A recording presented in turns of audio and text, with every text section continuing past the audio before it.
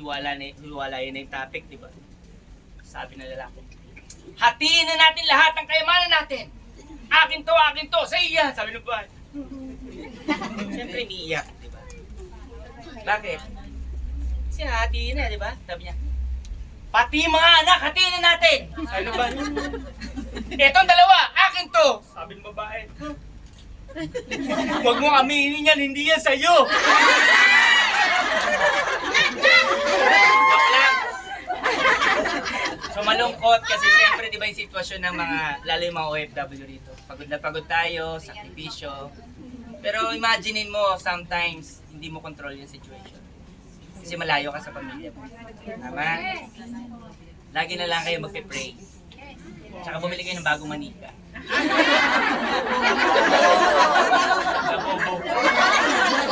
Kumuha ka ng buhok bago ka umalis.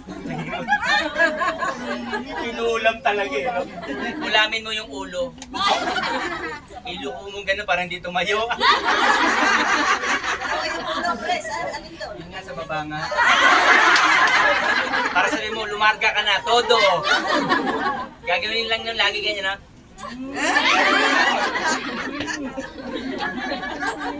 Tawa kayo ng tawa. Hindi, actually, to be honest, no, yung sakripisyo nyo, very inspiring mo talaga. And that pushed me lalo na, alam mo yun, hindi ako dati naging international actually. Philippines alone is enough for us. Because our business, hindi naman kami networking talaga when we started. Yung business talaga namin is a franchise business. We offer payment center in the Philippines. We pioneered the one-stop shop service in the Philippines. Then we expanded. Ngayon po, yung travel and tours. And maniwala kayo sa hindi, no? Kahit hindi ko pa kayo member, sa mga first timer dito, baka nakapag-bookan na sa amin ng ticket. Baka nakapag-parimit ka na sa amin. Kasi marami na akong franchises, hindi lang naman dito sa ibang bansa. Sabihin po yung business ko, kahit hindi ka sumali, tatakbo po siya talaga. Kasi yung business ko ay traditional po siya. So, na-inspire po ako na i-expand yung business ko. Yung unang punta ko po Singapore, ganun din. Grabe yung tao sa Lucky Plaza. Sino naka-Singapore? Grabe, di ba? Ay, hi Kat. I miss you. Yung kung hindi ko nakita yung sitwasyon na yun, siguro, gusto ko lang sa Pilipinas. Yun ang gusto ko. Nakakapagod kayong bumiyahe. Kaya lang pagka meron ka palang, alam yung sitwasyon na, alam mo yung pakiramdam mo, kasi galing ka rin sa wala. Maisip mo yung mga Pilipino talaga. And ito, to be honest, no? Itong business na to, regalo ko to sa inyo. Pag uwi mo, kahit wala kang dalang pera, pag uwi mo, meron ka nito, may negosyo ka. Kahit lagay mo lang to sa pinto ng bahay mo, payment center or traveling tours. Kahit yung cellphone mo na yan, hindi mo na kailangan magbayad ng malaki. Atinan mo lang lahat ng training namin dito, lahat yan libre. Lahat ng training libre. Ang may bayad lang dito yung load. Kasi baka hindi ka makakonect. Anong punto ko po, yung business po namin is innovative. Diba? Kahit nandyan, punta ka sa Central mamaya, marami kang friends dyan nagre-remit papuntang Pilipinas. Pipila pa doon sa Central. Tama? Guys, kahit meron kang 5 to 10 friends of yours na nagpaparimit, i-cater mo lang yon every week or twice a month. Meron kang kita, kahit siguro mga charge mo. Magkano ba charge dito ngayong 25? Meron ka ng 50 per person. Kung 10, meron kang 50. Wala kang mapupulot na 50 Hong Kong dollar every month. Tama. Paano ba yung nagbi-bills payment? Yung bills payment dito, remittance din. Tama? Yeah. So yun, that's another income for you. Paano pa yung mga Pilipino na kasamahan mo doon na 10 na pwedeng bumili ng ticket sa'yo?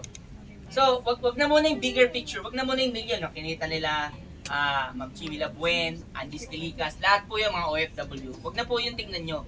Ang tingnan nyo na lang, yung habang nandito ka, meron kang kikitain kahit mga 10 to 15,000 pesos habang nandun ka sa Central, kasama mo sila, yung habang nagmamadyong sila, ito sabihin mo, huwag ka nang tumayo, magpapadala ka ba? Amin na, akin na lang. Tama mali? Mga kaibigan, maniwala ka sa akin, ang dami ko na pong OFW na napauwi. At ang maganda dyan, umuwi sila sa Pilipinas, hindi sila kinakabahan kasi may mga negosyo siya. Yes. Like for example, yung nag-invite po sa kanila, kina LB, ang pangalan po noon, Ma'am Danette Batisan. Namit ko po yan dito sa Hong Kong. Ngayon po, full-time na siya sa Pilipinas. Guys, ang dami niya na po na grupo na natutulungan niya. Like for example, itong dalawa na itong mga top earner po sila. Ma'am Danette, you know her, right? Yes! Yes! OFW from Hong Kong. Yes. Dito siya nagsimula. Na-meet ko siya first time. Actually, nagulat ako sa niya, press, nandito na ako sa Manila. For good na po ako dito. Yun yung gusto kong maintindihan nyo na we're not getting any younger. Meron dito 20 years na, 50 years, 20 years, 30 years na nandito. Still, na-hurt sila when they want to go home. Kasi, ang meron silang baon, puro resibo. Tama? Tama! Guys, maniwala ka sa akin, kung lagi mo lang titignan yung sweldo mo nandito, hindi ka magiging kampante pag uwi mo sa Pilipinas. That's the reason why nagtuturo po kami ng entrepreneurial program sa mga OFW din. Tinuturuan namin kayo paano mag-invest, paano mag-save. Kasi gusto namin pag uwi nyo sa Pilipinas, kahit wag ka nang bumalik, pag natutunan mo tong business na to, kahit wag ka nang bumalik, kung kita mo rito 20,000, 30,000, kaya-kaya kitain ng business namin yan kahit hindi ka pa nag-affiliate. Yes! Ito nga, busy, Kinukulit ako. May booking siya, 100. Yes, Diba? totoo yan. Totoo. Totoo yan. In-group chat ko na siya doon sa head ng reservation namin. Diyan naman, di ba? Yan yung business na pwede mong matutunan. Na hindi mo kailangan ng malaking kapital. Hindi kailangan magaling ka, hindi kailangan matalino ka. Kasi lahat provided na namin.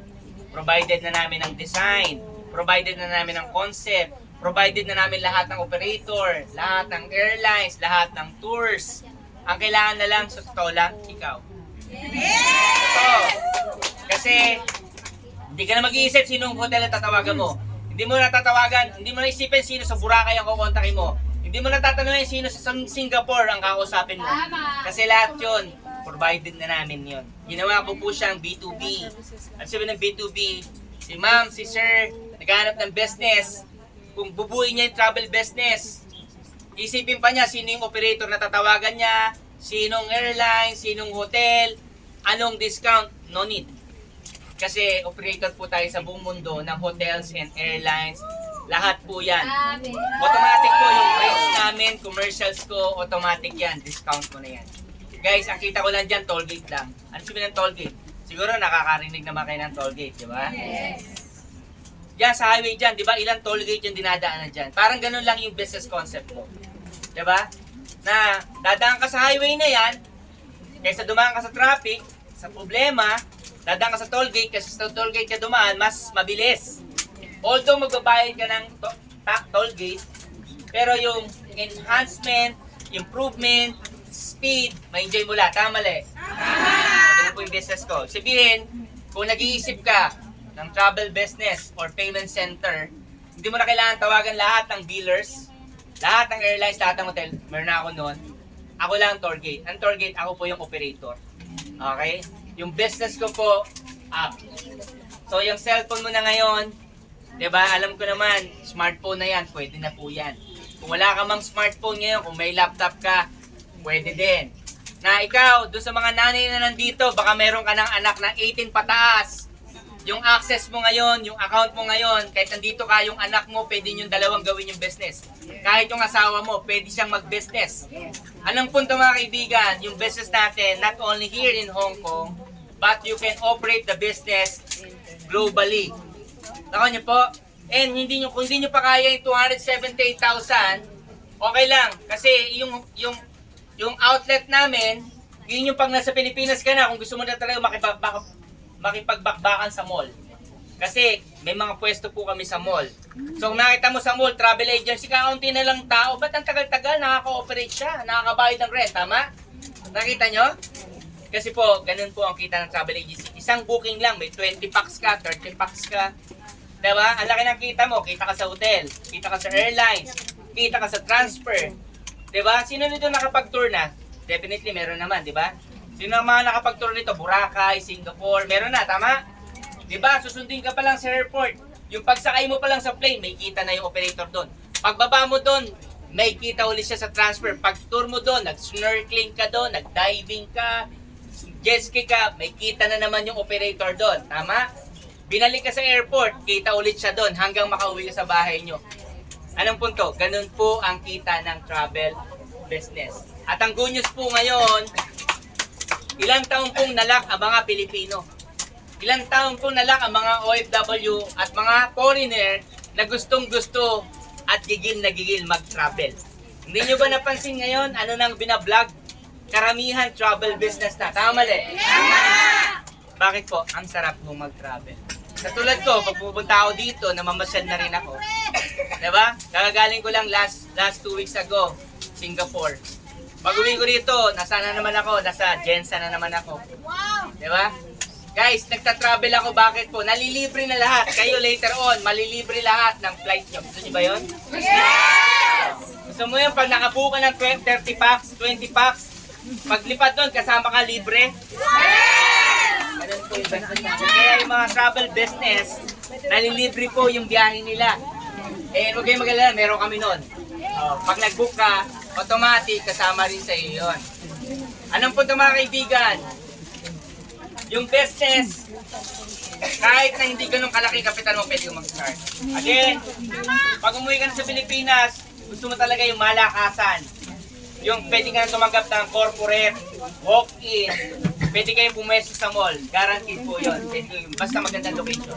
Kasi yung business natin, location, location, location. Kaya lang, ang nire-recommend ko lagi sa mga OFW, huwag niyo munang panggigilan yung 278. Okay? Kasi gusto ko, dito pa lang sa Hong Kong, matutunan nyo na po ang travel business. Sino gusto ng travel business? Kasi po, again, kahit ang kita mo muna monthly dito sa Hong Kong ay mga 15 to 20,000. Okay na ba sa inyo yun? Kaya lang paano pag may kasama ka dyan sa Central, ang pangalan Marites. Binook mo yung ticket. Tinry niya, nag-remit, nag-load. Sabi sa'yo, Mare, paano yung business mo? Anong sagot mo? Anong sagot mo? Ha? Ha? Eh syempre kalaban mo na yon pag nagkaroon ng account. Papayag ka ba? Ha? Nagdalawang isip. Diba? Diba mapapadalawang isip ka? Tama mali. So ginawa po namin, sinolusyonan na namin yon. Anong ginawa namin? That's why nilabas namin yung affiliate. Yung 8998, affiliate po yon. Meron ka ng access ng lahat ng GPTV, Global Business Travel, Visa Assistant, Tour Package, lahat po yan, meron ka ng access. At ang good news dyan, yung in-explain kanina ni LB, nakita nyo? Na yung friend mo na si Marites, kung magustuhan man niya yung business na katulad mo, hindi ka kakabahan. Alam mo bakit? Kasi pag siya ay nirefer mo rin sa company, meron ka po doon. Nakalink po yung access niya sa'yo. Lifetime po yun. Pag nag-book siya ng ticket, like for example, ang na-invite mo ay si Jack. Ano ba na-invite ko? Si Jack, isa lang. Ngayon si Jack, ito